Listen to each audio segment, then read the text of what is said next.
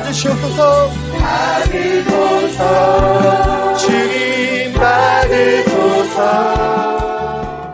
아멘. 자, 오늘은요, 이 말씀을 가지고 다윗의 위대함의 모습은 무엇인가를 오늘도 한번 나눠보려고 하는데요. 제목이 참된 목적의 사람이에요. 다윗은 어떤 목적으로 살았는가, 그 부분인데요.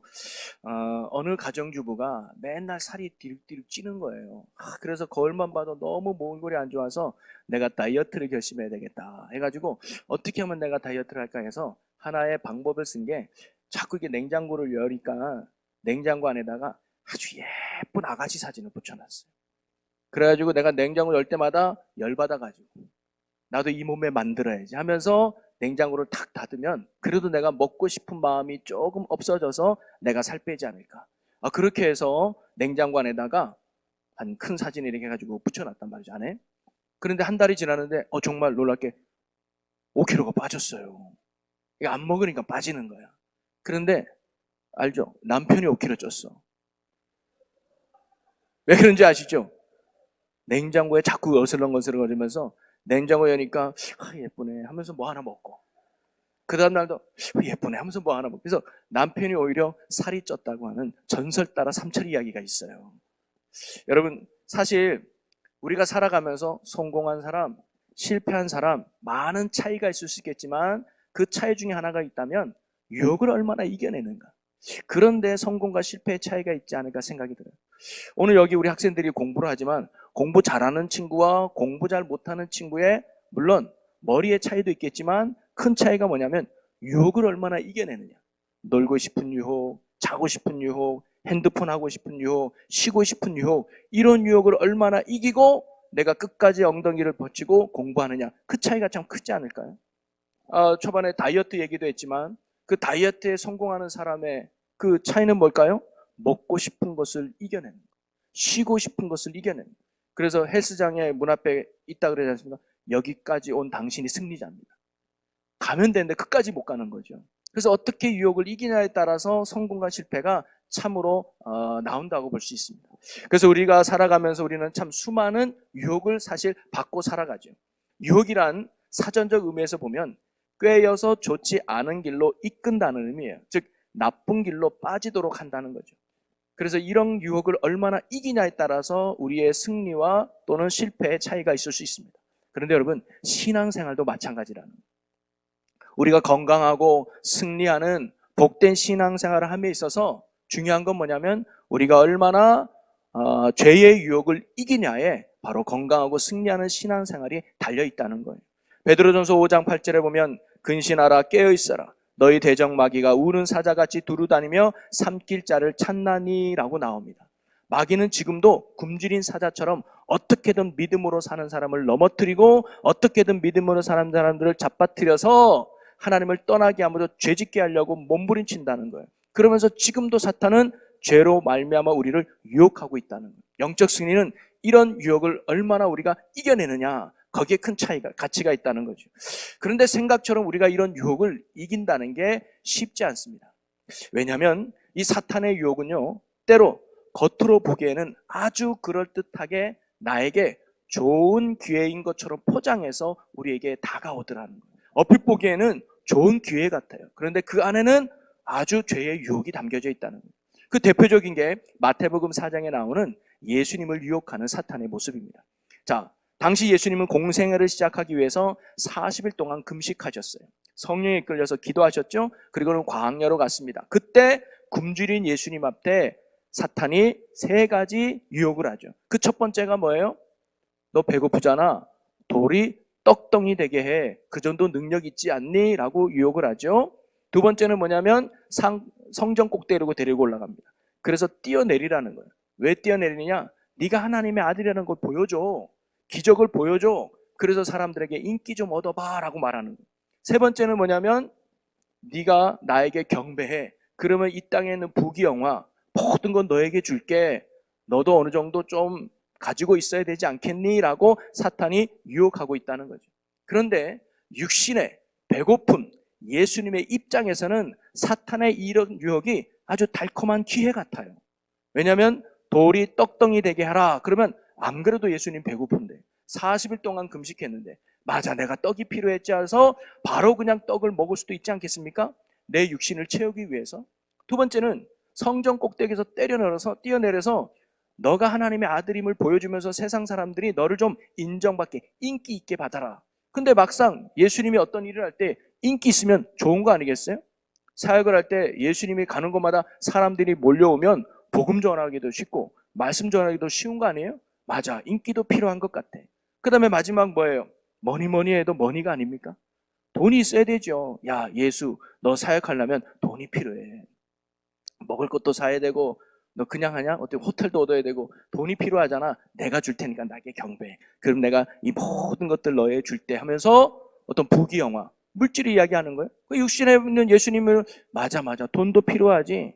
돈이 있어야 내가 전도도 나가고, 돈이 있어야 내가 뭐 배를 타고 어디 가기도 하고 할 거 아닌가? 육신의 예수님의 입장에서 보면 이런 사탄의 유혹은요, 달콤한 기회처럼 다가와요. 그런데 여기에는 사탄의 숨은 목적이 있다는 것을 우리는 잘 알고 있습니다. 사탄은 교묘하게 이 모든 것들이 너를 위한 거야. 네가 잘 되는 거야. 이렇게 해야 네가 행복하고, 이렇게 해야 네가 잘 살고, 이렇게 해야 네가 축복의 사람이 될 수 있어라면서 나를 위하는 것 같지만 그 속에는요, 바로 나를 멸망시키려는 사탄의 숨은 전략이 담겨져 있다는 거죠. 그것은 뭘까요? 사탄은 어떤 숨은 전략이 그 가치 안에 있을까요? 바로 우리의 시선을 타락시키는 거예요. 제가 첫째 시간에도 말씀드렸지만 하나님을 바라보고 살아야 될 우리의 시선을 사탄이 타락시켜서 어디를 바라보게 하느냐? 나를 바라보게 하는 거예요. 네 행복, 네 만족, 네 유익 그거부터 챙겨. 그런 후에 교회가, 그런 후에 전도해, 그런 후에 기도해, 너부터 살고 봐야지 하면서 우리의 시선을 하나님께서 옮겨서 나에게 맞추는 거예요. 시선을 타락시키죠. 사실 이게 죄입니다. 그래서 결국 하나님을 믿지 못하게 만들고 하나님을 의지하지도 않게, 그리고 하나님을 사랑하지도 않게 만들어서 결국 하나님 없는 인생으로 살다가 구원받지 못하게 함으로 말미암아 지옥 가게 하는 게 사탄의 목적이라 이 말이죠. 그래서 사탄은요, 이처럼 유혹을 할 때 기회로 포장해서 우리를 유혹한다는 거예요. 아, 이거는 죄구나 라고 안 보여요. 처음에는 정말로 달콤해요. 이거를 하면 내가 더 낫겠는데, 이걸 하면 내가 더 행복하겠는데 하면서 나에게 있어서 기회가 되는 것처럼 포장해서 사탄이 오늘도 우리를 유혹한다고 하는 사실입니다. 그럼 우리는요, 이런 사탄의 유혹을 어떻게 하면 이기고 승리하는 삶을 살아갈 수 있을까요? 저는 오늘 다윗을 통해서 그러한 사실을 한번 여러분과 함께 나누고 싶은 겁니다. 다윗은 죄의 유혹을 이기고 나아가 은혜의 기회를 붙잡고 살았던 믿음의 사람이었습니다. 그러면 그가 그런 죄의 유혹을 이기고 은혜의 기회를 붙잡고 살아갔던 믿음의 그 가치, 내용은 어디에 있었을까? 그래서 오늘 우리도 사탄의 유혹을 이기면서 영적으로 승리하며 하나님의 은혜를 기회를 붙잡아서 하나님이 원하는 승리의 삶을 살아갈 수 있는 오늘 저와 여기 있는 여러분 모두가 되시기를 주님의 이름으로 간절히 축원합니다. 자, 오늘 성경의 내용 속으로 한번 들어가 보면요, 오늘 이 사무엘상 26장은 이 다윗이 사울 왕에게 쫓기게 되지 않습니까? 도망자 신세가 돼요. 그러면서 이 다윗이 사울 왕을 2번 죽일 기회가 있었습니다. 그 한 번이 24장에 나오는 엔게디 굴에 있을 때 사울이 두고 온 거고, 두 번째가 오늘 26장 다윗이 10광야에 있을 때 사울을 만나게 되는 장면입니다. 자, 사울이 다윗이 10광야에 숨어 있다는 소식을 듣고 군사 3,000명을 이끌고 10광야로 옵니다. 그래서 진을 치게 돼요. 그래서 밤늦게 이제 사울이 잠자리를 들게 되죠. 그 인근 근처에서 다윗이 몰래 숨어 있었습니다. 그런데 사울과 그 군사들이 잠을 다 잔 걸 보고 아비새를 이끌고 사울에 있는 침상으로 몰래 다윗이 갑니다. 마침 보초도 없어요. 자고 있어요. 사울도 아주 깊게 잠을 자고 있었습니다. 무장을 해제하고 있었어요. 창도 옆에 있었고 아무도 사울 곁에 없었습니다. 자, 그때 옆에 있던 아비새가 다윗에게 이렇게 말을 해요. 자, 26장 8절 말씀 한번 읽어봅니다. 아비새가 다윗에게 이르되 하나님이 오늘 당신의 원수를 당신의 손에 넘기셨나이다. 그러므로 청하오니 내가 창으로 그를 찔러서 단번에 땅에 꽂게 하소서. 내가 그를 2번 찌를 것이 없으리이다 하니. 아비새가 그 장면을 보는 순간 어이구 다윗이여, 이것은 하나님이 우리에게 주신 절호의 찬스입니다. 기회입니다. 사울을 죽일 수 있는 절호의 기회입니다. 왜냐? 첫째, 아무도 없어. 보초 서는 사람도 없고 옆에 있는 군대 장관도 없고 아무도 없어. 그리고 사울 또한 너무 깊게 잠들고 있어요. 야, 이런 기회가 어디 있어요. 다윗 아주 다시는 오지 않을 절호의 찬스입니다라고 다윗에게 이야기해요. 그랬더니 다윗이 뭐라고 반응하느냐. 자, 이 26장 9절 말씀을 한번 보겠습니다. 여러분 읽어봅니다. 시작.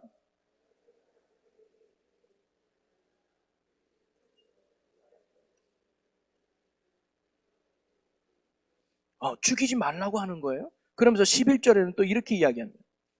함께 있습니다.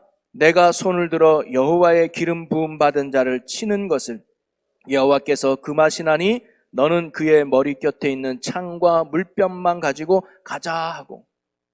여러분 다윗은요 사울 왕을 죽이자고 하는 이 아비새에 아니야 사울 왕 죽이면 안 돼. 왜냐 그것은 하나님께서 금하신 것이야 라고 이야기하면서 죽일 기회를 포기해버립니다. 그리고는 사울 머리맡에 있는 왕이 먹는 물병과 창만을 가지고 그 진역을 나오는 거예요. 그리고 자기 있는 진역으로 돌아왔죠. 여러분 다윗이 사울을 죽일 것도 아니면서 왜 그렇게 위험을 무릅쓰고 사울이 잠자는 데까지 갔을까요? 그리고 왜 물병과 창 가지고 왔을까요? 그 물병이 요즘 그 스타벅스에서 나오는 아주 맛있고 아주 좋은 물병이라 내가 거기에서 물 먹어야 내가 먹는 맛이 날까? 그 물병이 탐나서. 아니면 야 사울의 창이 그래야 금이 몇 돈이더라 야. 응? 그 창 좀 정도 들고 있어야 내가 멋있지 하면서 물과 창이 탐이 나서 가지고 왔을까요? 아니에요. 그 다음의 말씀을 보면 왜 그러는지 알 수 있는데 그 말씀이 오늘 우리가 읽은 본문 말씀의 내용입니다. 이 다윗이요 자기 진에 와서 큰 소리로 외칩니다. 이제 사울의 물병과 창을 옆에다 놓고 맞은편에 서서 사울의 진영을 향해서 큰 소리를 외치기를 군대 장관 아브네라라고 부르는 거예요. 사울 왕을 지켜야 되는 군대 장관 아브네를 부르면서 아브네라 너는 훌륭한 군인인데도 불구하고 왜 네 왕을 제대로 보호하지 못하느냐. 왕을 죽이려고 두 사람이나 왕궁까지 갔다 왔는데 아무도 알아차리지 못하지 않느냐. 그래도 네가 군대 장관이냐 라고 하면서 아브네를 책망하는 다윗이 이야기를 합니다. 그걸 듣고 있더니 정말 아브넬이 깜짝 놀라죠. 그리고 사울 왕도 그 소리를 듣고 딱 떠보니까 진짜 물병과 칼이 없고 다윗 손에 있는 거예요. 그러면서 사울도 깜짝 놀라서 야, 이 목소리가 진짜 다윗이냐? 내 아들 다윗이냐? 라고 사울 왕이 묻죠. 그때 다윗이 뭐라고 말하냐면 왕이여 내가 무슨 잘못을 했길래 저를 그렇게 죽이려고 했습니까? 만약에 제가 왕을 죽일 마음이 있었으면 제가 왕을 죽였을 겁니다. 여기 보십시오. 왕의 물병과 창이 있습니다. 제가 만약에 왕을 죽일 마음이 있었으면 죽였겠죠. 근데 죽일 마음이 없었다는 것을 제가 왕에게 보여주기 위해서 물병과 창만 가지고 왔습니다. 왕이여 제발 저를 믿어주세요. 저는 왕을 반역할 마음도 죽일 마음도 없습니다라고 하면서 다윗의 진실된 마음을 바로 이 사울 왕에게 이야기하고 있는 거예요. 자, 이 말을 듣자 사울이 감동을 하게 되죠. 야, 정말 사울이 나를 죽일 줄 알았는데 물병과 창만 가지니까 야, 다윗이 나를 죽일 마음이 없는 사람이구나. 그걸 깨닫게 되고요. 오히려 사울 왕이 다윗을 향해서 내가 미안하다. 나를 용서해다오 하면서 오히려 다윗에게 용서를 구해요. 그리고는 다윗을 축복하며 다시는 다윗 왕을 쫓지 않습니다. 자, 마지막 26장 25절 말씀해 보면 우리 함께 읽어봅니다. 사울이 다윗에게 이르되 내 아들 다윗아 내게 복이 있을지어다. 내가 큰 일을 행하겠고 반드시 승리를 얻으리라 하니라. 다윗은 자기 길로 가고 사울은 자기 곳으로 돌아가니라. 사울이요 다시는 다윗을 쫓지 않아요. 다윗의 그 솔직하고 진실한 마음을 알았기 때문이죠. 자, 그럼 여기서 우리는요 한 가지 생각해 볼 게 뭐냐면 똑같은 상황 속에 있는데 전혀 다른 반응을 보인 두 사람을 우리가 볼 수가 있습니다. 그게 누구냐면 아비새와 다윗이죠. 자, 똑같은 상황을 뭐냐면 무방비 상태로 있는 잠자는 사울이에요. 똑같은 상황이죠. 근데 이 상황을 보고 반응이 달라요. 아비새는 어떤 반응입니까? 죽여야 된다. 이게 하나님이 우리에게 주신 기회다라고 죽여야 된다고 말하고, 다윗은 뭐라고 말해요? 죽이면 안 된다. 그것은 하나님이 원하지 않는 것이다 라고 이야기하고 있습니다. 그런데 상식적으로 생각하면 아비새 말이 맞죠. 이런 좋은 기회가 어디 있어요? 지금 다윗이 도망자 신세가 돼서 인생이 힘들고 어려운 이유는 누구 때문인데? 사울 때문이잖아요. 사울이 자꾸 나를 죽이려고 쫓아오니까 내가 집에도 못 가고 맨날 동굴 안에서 숨어 지내는 거 아닙니까? 그러면 사울을 죽이면 이제 도망자 신세가 끝나잖아요. 불행 끝, 행복 시작 인생 아닙니까? 그러면 상식적으로 야 이건 좋은 기회야. 빨리 사울을 죽이고 우리 도망자 신세 끝내자는 게 우리가 일반적인 생각인데 다윗은 전혀 그렇지 않아요. 좋은 기회인 것 같은데 다윗은 그 기회를 발로 차버리는 거예요. 포기해버렸다 이 말이죠. 여러분 여기서 우리는 참으로 중요한 영적인 사실 하나 발견할 수 있는데요. 여러분 똑같은 상황인데도 불구하고 왜 이 두 사람이 전혀 다른 차이, 전혀 다른 반응을 보였는가? 그 이유가 어디 있을까? 그것은 바로 그들의 목적이 달랐기 때문입니다. 목적이 다르니까 그들의 판단과 결정과 행동도 다르게 되더라는 거예요. 여러분 이것이 죄의 유혹이냐? 이거는 죄 짓는 거야 라는 거하고 이거는 은혜의 기회야. 이건 내가 잘 되는 기회야 라고 구별 짓는 그 기준이 어디 있을까요? 어떤 목적을 가지고 있느냐에 따라서 달라진다는 거예요. 어떤 목적을 가지고 있느냐에 따라서 이게 죄의 유혹이 될 수도 있고 은혜의 기회가 될 수도 있다는 거예요. 자, 예를 들어서 교회 두 사람, 우리 솔지와 지우리가 금식을 한다고 칩시다. 둘이 금식을 하고 우리 예담이가 저기 우리 아들 이름이 갑자기 생각나네. 유찬이가 아우야 미안합니다. 유찬이와 예담이가 한 3일 굶었다고 쳐요. 근데 이 네 사람이 같이 교회에 있었는데 제가 빵을 들고 가고 있었어. 그래서 이 네 사람에게 야 너네 이 빵 먹을래? 라고 빵을 줬어요. 자 그러면 솔지 지훈에게 이 빵이 기회야 유혹이야? 너네 둘은 지금 금식하고 있어. 금식은 내가 먹는 걸 포기하고 하나님께 기도하는 거거든. 근데 내가 지금 너희 두 사람에게 빵을 갖다 줘. 그럼 이 빵을 갖다 주는 게 너희들한테는 유혹일까 기회일까? 금식 한번 해볼래? 잘못 들어. 맞아, 유혹이죠. 금식하는데 빵을 먹는 건 아니니까. 그런데 예담의 그 유찬이에게 3일 굶었는데 내가 빵을 갖다 줬어. 그럼 저들에게는 유혹일까요? 기회일까요? 기회죠. 배고픔을 채울 수 있는 기회. 그럼 이 두 사람이 왜 나는 똑같이 빵을 주는데 누구에게는 유혹이고 누구에게는 기회일까요? 목적이 다른 거예요.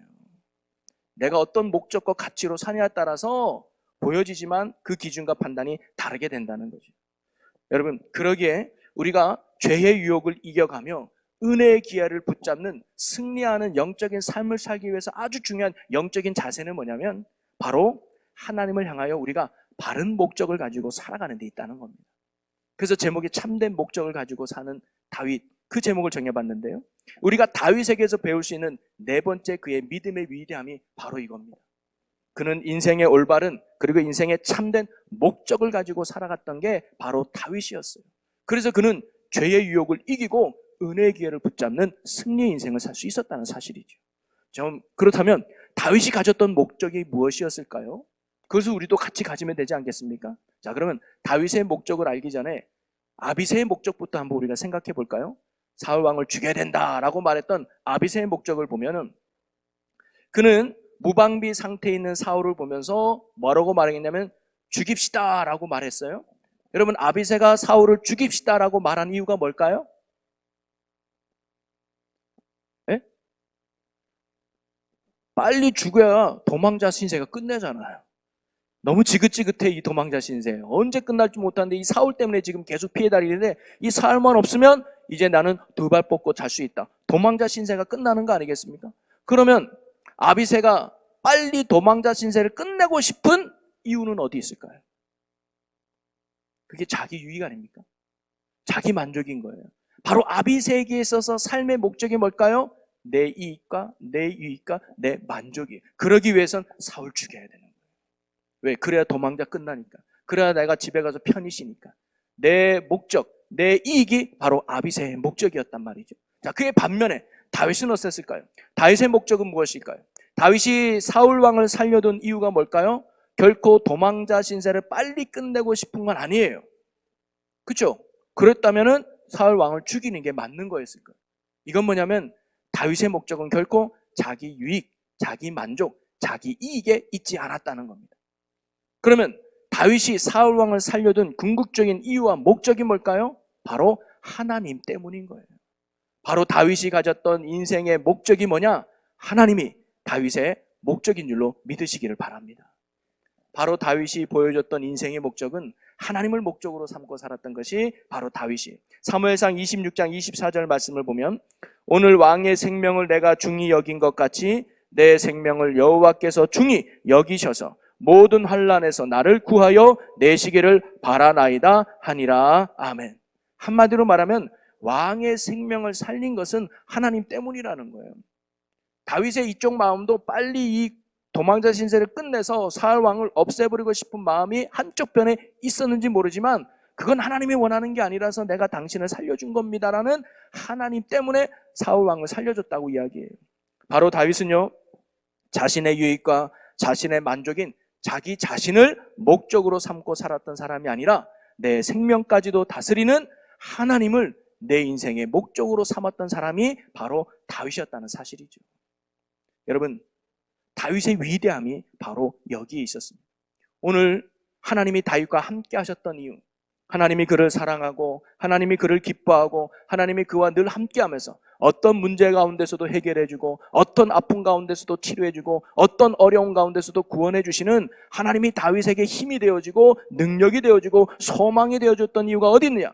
다윗의 삶의 목적이 하나님께 있었기 때문입니다. 나의 유익보다 하나님의 유익을 먼저 찾았고 나의 기쁨보다 하나님의 기쁨을 먼저 생각하고 따랐던 것이 바로 다윗이었기 때문에 그런 다윗을 하나님이 너무너무나 마음에 들어 하셨던 사실이죠.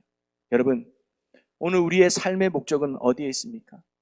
오늘 우리의 목적도 다윗처럼 하나님께 두는 자가 되기를 주님의 이름으로 간절히 축원합니다. 나의 유익을 위해서 사는 자들이 아니라 나를 구원하시고 나의 힘이 되시고 나의 능력과 소망이 되시는 참된 왕이 되시고 아버지가 되시고 선한 목자가 되시고 나의 주가 되신 하나님을 내 인생의 목적으로 삼는 저와 여러분의 참 믿음의 모습이 되시기를 주님의 이름으로 간절히 축원합니다. 바로 이렇게 하나님을 내 삶의 목적으로 삼고 살아갈 때 우리는요, 이것이 죄의 유혹인지를 분별하고 은혜의 기회인지를 붙잡는 승리와 믿음의 삶을 살아갈 수 있다는 거예요. 자, 그러면요, 어떠한 삶이 하나님을 목적으로 삼고 살아가는 삶의 모습일까요? 저는 오늘 두 가지를 이야기하면서 말씀을 마무리하려고 하는데요. 어떤 삶이 하나님을 내 삶의 목적으로, 어떤 삶이 하나님을 내 삶의 가치로 붙들고 사는 삶의 모습일까? 그 첫 번째는요, 따라 봅시다. 하나님의 말씀이 삶의 기준이 되는 자. 네, 하나님의 말씀이 내 삶의 기준을 삼고 사는 자가 하나님을 목적으로 삼고 사는 자의 모습이라는 사실입니다. 여러분, 아비새가 다윗에게 사울을 죽이고 빨리 이 상황을 끝냅시다 라고 이야기했을 때 다윗이 뭐라고 했냐면, 다시 한번 26장 9절 말씀을 보면 다윗이 아비새에게 이르되 죽이지 말라. 누구든지 손을 들어 여호와의 기름 부음 받은 자를 치면 죄가 없겠느냐라고 이야기합니다. 즉, 하나님께서 기름 부음 받은 종을 내가 해할 수 없다는 거예요. 여러분, 기름 부음 받았다는 것은 뭐냐면 하나님이 그를 세웠다는 거예요. 사울의 왕이 내가 보기에 마음에 안 들고 사울의 왕이 내가 보기에 원수 같아도 하나님이 그를 세웠기 때문에 그를 해야 하는 것 하나님이 원치 않아. 즉, 다윗이 사울 왕을 죽이지 않았던 이유는 한마디로 그것을 하나님이 원하지 않았기 때문이라는 거예요. 아무리 결과가 나에게 좋게 나온다 할지라도 그 과정이 하나님의 말씀에 어긋나고 옳지 않다면 과거의 그것을 포기할 줄 아는 말씀 중심의 삶이 바로 다윗이었습니다. 바로 하나님을 목적으로 삼고 살아가는 삶에는 어떤 삶의 자세가 나오나 말씀이 기준이 되는 거예요. 내가 좋아하는 게 기준이 아니고 내가 싫어하는 게 기준이 아니고 너가 좋아하는 게 기준이 아니라 하나님이 기뻐하시고 하나님의 선하시고 기뻐하시고 온전한 뜻이 무엇인가, 말씀이 내 삶의 기준으로 삼고 사는 사람이 하나님을 참으로 목적으로 삼고 사는 자의 모습이라는 거예요. 여러분, 1930년대에 한 일본인 학생이 영국에 유학을 간 적이 있었습니다. 그는 영국의 유명한 대학에서 공부를 했는데 간지 얼마 안 돼서 영국 토종 학생들을 다 제치고 이 일본 학생이 그 클래스에서 1등을 차지하는 거예요. 그랬더니 영국 토종 학생들이 약간 시기심이 생겼죠. 그러다가 한 반년 정도 지냈을 때 이 일본 학생이 심한 독감이 걸려서 2주 동안 학교를 결석하게 됐습니다. 그때 같은 반 영국 친구들이 이 일본 학생이 오기 전에 그 클래스에서 1등 하던 브라운이라는 영국 학생이 있었어요. 그 친구를 찾아갑니다. 그래가지고, 브라운, 저 얄미운 일본 녀석을 누를 수 있는 절호의 기회가 온 것 같아. 이제 2주 동안 그 친구는 학교를 못 나올 텐데 그럼 수업을 못 들을 거야. 그럼 그 친구는 반드시 노트를 우리에게 빌려달라고 할 텐데 우리는 안 빌려주기로 했어. 그러니 브라운, 이번 기회에 네가 다시 1등해서 영국 학생의 자존심을 살려줘 라고 이야기를 한 거예요. 그랬더니 브라운이 살짝 웃으면서 아무런 대답을 하지 않습니다. 자, 그리고 드디어 학기 말 시험을 끝내고 결과가 나왔습니다. 그랬더니 어떻게 됐을까요? 그 일본 학생이 여전히 1등을 차지한 거예요. 그 소식을 듣고 친구들이 야, 이거 도대체 어떻게 된 거야? 누가 노트를 빌려준 거야? 절대 노트를 빌려주지 않으면 1등 할 수 없는데 누구야? 라고 할 때 브라운이 조용히 웃으며 입을 엽니다. 내가 빌려줬어 라고 이야기를 해요. 그러면서 놀라운 친구들에게 이렇게 브라운이 이어서 말을 합니다. 너희들 놀랄 것 없어. 지는 것보다 더 부끄러운 것은 비겁하게 이기는 거야. 그것은 결코 내가 믿는 하나님이 원하는 방법이 아니야 라고 했다는 거예요. 후에 일본으로 돌아간 그 학생은요, 일본 정부의 고위 간직자가 됩니다. 그리고는 이 학생은요, 브라운 같은 학생들이 있는, 또 브라운과 같은 사람들이 지도자로 있는 그 영국은 과연 저력 있는 나라라고 두고두고 입버릇처럼 일본 학생이 이야기했다는 거예요. 그 브라운이라는 학생, 물론 내가 비겁하게 노트를 빌려주지 않으면 나는 1등이라고 하는 좋은 결과를 얻을 수 있지만 결과보다 하나님은 과정을 보시기에 정직하게 바르게 가는 하나님의 말씀된 삶의 기준을 선택한 그 브라운이 하나님이 참으로 기뻐하는 하나님의 귀한 자녀의 모습이라는 거죠. 여러분, 하나님은 우리의 결과도 중시 여기지만 그 과정을 더욱 중시 여기신다는 것을 여러분 꼭 명심하시기 바랍니다. 그래서 하나님은 제사보다, 그 결과보다는 순종, 과정을 더 중시 여기신다는 거예요. 그래서 사람들에게 좀 지쳐져도, 남들보다 좀 손해봐도, 그리고 남들보다 좀 늦어진다 할지라도 우리의 삶이 하나님의 말씀대로, 그리고 하나님의 뜻대로 사는 것이 하나님이 원하시고 기뻐하신다는 삶임을 여러분 꼭 기억하시며 사시기를 주님의 이름으로 간절히 소망합니다. 우리가 이렇게 말씀을 내 삶의 기준으로 살아갈 때, 그러면요, 이것이 죄의 유혹인지 은혜의 기회인지를 분별할 줄 알아요. 이 말씀의 기준이 없으면 그냥 죄의 유혹도 달콤한 기회처럼 여겨서 죄 짓고 만다는 거죠. 그래서 말씀으로 살아가는 사람이 죄를 이길 수가 있습니다. 여러분, 요셉이 보디발의 아내가 유혹을 할 때 그걸 뿌리치잖아요. 뿌리칠 수 있었던 이유가 어디 있느냐? 요셉의 마음에 말씀이 새겨졌기 때문입니다. 어찌 내가 하나님 앞에 죄를 범하겠습니까? 이것이 하나님 앞에 죄라고 하는 말씀이 바로 이 요셉 안에 살아있었기 때문에. 여러분, 요셉이 뭐 정욕이 없어가지고 여자를 싫어해가지고 보디발 안에 유혹을 뿌리친 게 아니에요. 그도 젊은 혈기왕성한 청년이었을 겁니다. 그러나 말씀이 그걸 원치 않기 때문에, 말씀이 그것을 기뻐하지 않기 때문에 그는 과감하게 이거는 죄의 유혹이구나 라는 것을 알고 과감하게 뿌리치며 이길 수 있었던 사실이죠. 여러분, 오늘도 우리가 하나님을 믿는 백성으로서 잘하고 못하고를 떠나가지고 많고 적음을 떠나서 높고 낮음을 떠나서 우리가 살아가는 모든 삶의 과정이 언제나 하나님의 말씀을 기준 삼아서 그 말씀 앞에 순종하는 삶이 오늘 저와 여러분의 귀한 삶이 되시기를 주님의 이름으로 간절히 축원합니다. 그럼 무엇이 말씀대로 사는 겁니까? 이 성경 66권 다 외워야 되나요? 아니에요. 저는요, 하나님의 말씀대로 살아가는 삶의 두 가지가 중요하다고 봐요. 그 두 가지 핵심은 뭐냐면 정직과 사랑입니다. 뭐가 하나님의 말씀인지 모르면 이 두 가지만 기억하면 돼요. 내가 정직하게 살고 있는 것, 그 다음에 내가 사랑을 실천하며 살고 있는 것. 그게 하나님의 말씀의 핵심이에요. 사랑은 율법의 완성이라고 그랬잖아요. 사랑할 줄 아는 게 말씀대로 사는 거예요. 오늘 저와 여러분이 하나님이 이렇게 기뻐하는 말씀의 기준대로 살아가서 어떤 죄의 유혹도 이기고 오히려 은혜의 기회를 붙잡아 하나님의 축복 가운데 승리하는 삶을 살아가는 우리 모두가 되시기를 주님의 이름으로 간절히 축원합니다. 또 하나, 우리가 하나님을 목적으로 삼고 살아가는 사람은 어떤 사람이냐면, 따라볼까요? 사명이 기준이 되어 살아가는 자. 여기 나오는 글자와 제 말이 달라가지고 헷갈리시는데, 사명이 기준이 되어 살아가는 삶이 하나님을 목적으로 삼고 살아가는 사람이에요.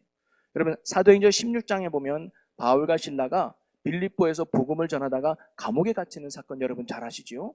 근데 그들이 차디찬 감옥 안에서, 어두운 감옥 안에서도 하나님 앞에 간절히 기도하고 찬양을 불렀잖아요. 그랬더니 어떤 일이 일어났어요? 갑자기 지진이 일어나더니 그 닫혔던 옥문이 열리고 자신들의 그 다리를 꽁꽁 묶고 있던 쇠사들이 다 끊어진 거예요. 여러분, 죄수들에게 있어서 옥문이 열렸다? 죄수들에게 있어서 이 묶어있던 그 쇠사슬이 풀렸다? 이건 뭘 의미해요? 도망가라는 거 아니에요? 이런 좋은 찬스가 어디 있어? 이런 좋은 기회가 어디 있어? 뭐 지금처럼 무슨 뭐 지문을 해가지고 어디 도망도 못 가고 이런 거 아니냐? 도망가면 안 잡히면 되는 거 아니겠습니까? 도망가면 얼마나 좋아요. 자, 그런데 그들은 그렇게 감옥에서 도망가고 자유를 누릴 수 있는 기회를 이 바울과 실라는요, 어떻게 해요? 안 해요. 도망가지 않았다는 거예요. 여전히 감옥 안에 있었다는 거 아닙니까? 왜 그랬을까요? 바로 그들의 목적은 하나님의 사명을 이루는 데 있었기 때문입니다. 그 사명이 뭔데요? 영혼 구원이었단 말이죠. 자, 그러면서 그들은 아마 생각했습니다. 지진이 났어요. 옥문이 열렸습니다. 쇠사슬 풀렸어요. 야, 이거 웬 떡이냐? 하나님이 우리가 바깥에 나가서 더 복음 전하라고 기회를 주는 거 아닐까라고 생각했는데, 한편에 생각하니까 이들이 이런 생각하지 않았을 거예요. 잠깐만 생각해봐. 만약에 옥문이 열렸어, 죄수들이 다 나가면 누가 제일 위험할까? 간수들이겠지. 맞아. 죄수들을 잃어버렸다는 그 죄값을 이 간수가 받아야 될 텐데, 그러면 그 간수뿐만 아니라 그 가족들도 다 참수당할 거 아니야? 그러면 안 되지라는 마음이 이 바울과 실라에 있었던 것 같아요. 아니나 다를까, 죄수들이 다 도망간 걸 알고 간수가 자기 칼을 뽑아서 자결을 하려고 했던 거예요. 왜냐하면 차라리 나만 죽으면 되지. 내가 만약에 죄수들을 다 이렇게 도망가게 했다면 나는 역적으로 나만뿐만 아니라 내 가족들까지 다 죽어야 되니까 차라리 죄수들이 나만 죽이고 갔다고 치자면서 자기를 죽이려고 했단 말이죠. 그때 바울이 뭐라고 합니까? 큰 소리로 16장 28절에 보니까 바울이 크게 소리질러 이르되 내 몸을 상하지 말라. 우리가 다 여기 있노라 라고 합니다. 여러분, 간수는요, 바울과 실라가 충분히 도망갈 수도 있었어요. 그런데 자기 때문에 도망가지 않은 사실을 이 간수가 알게 된 거예요. 이런 바울과 실라의 행동에 이 간수가 어떻게 했을까요? 큰 감동을 받아요. 큰 감동을 받고 이들에게 두려운 마음이 생겨서 이렇게 묻습니다. 내가 어떻게 해야 당신이 믿는 예수를 믿고 내가 구원받을 수 있겠습니까? 어떻게 하면 내가 구원을 받을 수 있겠습니까? 라고 물어봤더니 거기에서 바울이 아주 유명한 말을 하죠. 주 예수를 믿으라. 그리하면 너와 내 집이 구원을 얻으리라. 그러면서 그 간수와 그 가족들에게 복음을 전하고 그들이 예수를 믿어서 그날 밤에 그 간수와 그 가족들이 다 세례를 받는 이야기가 바로 그 성경에 나오는 거예요. 여러분, 우리 그리스도인이 복음 전할 때 참 중요한 게 뭐냐면 세상에 감동 주는 거예요. 세상에 감동 주면 세상에 교회로 오게 됩니다. 세상에 감동 주면 복음을 듣게 돼요. 우리가 감동을 못 주니까 세상 사람들이 자꾸 교회 손가락질하고 욕하는 거 아니겠습니까? 우리가 바울과 실라 같이 그리스도의 사랑, 하나님의 사랑, 감동 주면 하나님의 역사는 일어나죠. 아내가 남편을 감동시키면, 남편이 아내를 감동시키면 교회에 나올 수 있는 거예요. 부모가 자녀를 감동시키면, 또 자녀가 부모를 감동시키면 믿지 않는 자들도 교회를 나오는 하나님의 역사가 일어나게 될 줄로 믿습니다. 자, 그러면 여러분, 기회라는 것은 뭐냐면요, 기회는 목적을 이룰 수 있는 가능성이 매우 높아진 상태를 의미하는, 그게 기회예요. 그래서 기회란 목적과 같은 방향으로 갈 때면 기회라고 말할 수 있는 거예요. 근데 목적과 방향이 다르면 그건 기회가 아니에요. 뭐예요? 그게 유혹이에요. 바울이 옥문이 열렸다고 해서 도망했다면 간수와 그 가족은 절대 구원받은 일이 없었을 겁니다. 옥문이 열린 것은 탈출할 기회가 아니라 그들에게는 간수를 전도할 구원의 기회였다는 거예요. 도망갈 유혹이 아니라 간수에게 복음을 전할 기회로 잡았다는 거예요. 이렇게 할 수 있었던 이유가 어디 있었습니까? 바울과 실라가 사명을 붙들고 살았기 때문이에요. 그냥 내 유익을 붙들고 내 안위를 붙들고 살았으면 바울과 실라는요, 거기 빨리 도망가야지. 그러면 간수는 구원받지 못하고 그는 정말로 자기 몸뿐 아니라 가족도 죽였을 거예요. 바울과 실라가 사명을 붙들고 살았기 때문에 간수도 구원받고 하나님의 놀라운 일을 이루는 축복의 기적을 이루었던 사실이죠. 여러분, 이처럼 우리가 사명을 붙들고 살아갈 때, 사명 따라 살아갈 때 우리는 세상의 유혹을 이기고 오히려 하나님의 은혜의 기회를 붙잡는 믿음의 승리의 삶을 살아가게 될 줄로 믿습니다. 그리고 또 하나 중요한 건 뭐냐면요, 우리가 하나님이 주신 축복을 사명을 따라 살지 않으면 오히려 그 축복이 우리를 망가뜨리는 독이 될 수 있다는 사실을 우리가 또한 명심해야 됩니다. 여러분, 솔로몬 시대에 얼마나 잘 먹고 잘 살았습니까? 은도 흔하게 되고 금도 너무너무 흔했어요. 솔로몬 시대에 얼마나 축복받았습니까, 이스라엘 백성들이? 그런데 솔로몬이 왜 타락했습니까? 그리고 그 뒤로 왜 나라가 쪼개지는 아픔을 겪었을까요? 하나님이 주신 축복을 사명으로 연결하지 못했기 때문에. 왜 하나님이 다윗 시대에 그렇게 하나님이 왜 솔로몬 시대에 그렇게 잘 살게 했느냐? 하나님이 주신 축복을 사명으로 연결해야 됩니다. 그 사명이 뭘까요? 영혼 구원이고 다른 나라에게 하나님의 위대함을 증거하는 거였습니다. 보십시오. 하나님이 왕이 되는 세상이 이렇게 잘 사는 세상입니다. 하나님이 왕이 될 때 이런 축복을 여기는 겁니다. 그러니까 여러분들도 하나님을 왕으로 섬기십시오라고 하나님을 증거하는 사명이 그들에게 있었는데 그 사명을 감당하지 못하고 축복을 축복으로만 머무니까 나중에 그것이 독이 돼서 그들을 망하게 한 거예요. 여러분 지금 유럽 교회를 보십시오. 얼마나 잘 나갔습니까? 바울 시대에 얼마나 뜨거웠습니까? 7교회 얼마나 뜨거웠습니까?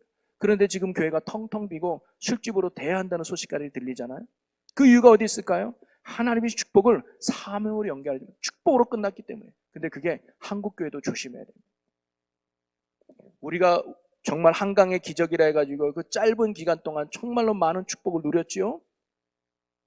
정말 이것은 세상은 뭐 경제 능력이다, 세상은 뭐 사회 능력이다, 세상은 이런저런 교육의 능력이라고 말하지만 우리는 알아요. 하나님의 축복이고 은혜인 줄로 믿습니다. 그런데 이런 축복과 은혜를 사명으로 연결해야 되는데 우리는 복받은 걸로 혹시 끝내고 있지 않은가? 점점 기도의 소리가 교회마다 줄어들고 점점 예배의 열정이 식어져 가고. 왜 그럴까요? 이제 제법 먹고 살만해졌거든요. 하나님 없이도 살아가는데 큰 문제가 없다라고 생각하는 게 혹시 요즘 한국교회의 모습이 아닐까? 이건 지금 이스라엘 백성들의 모습과 너무 닮아가고 있는 거예요. 그렇게 전에는 정말 굶주리고 못 살 때는요 정말 기도 뜨거웠어요. 예배 막 했어요. 그런데 이제 제법 먹고 살만하고 문제가 없다 보니까 기도가 식어지고 예배 열정은 식어지고 헌신도. 여러분 여기 지금 권사님들 많이 계시지만 권사님들 20, 30년 전에 본인이 30대 40대 때 거의 교회에서 살다시피 했죠. 네. 밥 먹는 거에 두려 그냥 교회 무슨 일이 있다면 헌신하는 그런 기쁨, 그런 뜨거움 있었습니다. 근데 요즘 왜 그런 게 다 식어졌어요? 물론 연세도 있지만 굳이 그렇게 안 해도 먹고 살만하고 그렇게 열심히 안 해도 뭐 괜찮지 않나라고 하는 신앙의 나탐이 혹시 요즘 우리에게 있진 않을까? 그래서 때로는 이 축복이요 사명에 연결되지만 독이 되는. 여러분 기도하면서 건강을 얻었습니까? 그 건강이 사명으로 연결돼요. 여러분 기도하면서 물질의 복을 받았습니까? 그게 사명으로 연결돼요. 여러분 복을 받아서 지혜롭게 됐습니까? 그 지혜가 사명으로 연결돼요. 그게 내가 사는 길이고 진정한 축복의 삶인 거예요. 그렇지 않으면 제가 장담하게 돼 그것 때문에 여러분 병드는 거예요. 건강한 것 때문에, 돈 번 것 때문에, 명예 얻은 것 때문에 여러분 망하는 거예요. 그것 때문에 쓰러지는 거예요. 여러분 하나님의 축복을 사명으로 연결해서 그 축복의 열매를 계속 맺어갈 수 있는 여러분 모두가 되시기를 주님의 이름으로 간절히 축원합니다. 여러분 말씀을 정리할게요. 여러분 우리는 이번 특별 저녁 기도회마다 다윗이라고 하는 한 사람을 살펴보고 있습니다. 그의 위대함은 그에게 있었던 것이 아니라 그와 함께 하시는 하나님 때문에 그가 위대한 사람이 되었다고 말씀을 하는. 그러면 하나님은 왜 다윗과 함께 하셨을까? 그는 다윗과 함께 할 만한, 하나님이 다윗과 함께 하고 싶은 사람이 바로 다윗이었기 때문에. 그러면서 오늘 하나님께서 다윗과 함께 해주고 싶었던 이유가 어디 있는가? 그가 하나님을 내 삶의 목적으로 삼고 살았기 때문입니다.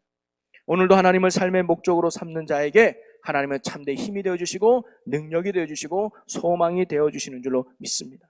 그러기에 오늘 이 말씀 앞에 있는 저와 여러분이 내 삶에 하나님을 삶의 목적으로 삼고 살아갈 수 있는 위대한 믿음의 백성들이 되시기를 주님의 이름으로 간절히 축원합니다.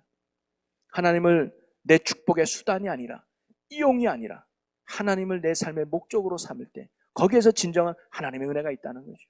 그러면서 하나님을 목적으로 삼는 자는 어떤 사람이라고 말씀드렸습니까? 하나님의 말씀이 내 삶의 기준이에요. 내가 이걸 해야 되냐 말아야 되느냐 돈이 기준이 아니고 실력이 기준도 아니고 부모님도 기준도 아니고 뭐예요? 하나님의 말씀의 기준이에요.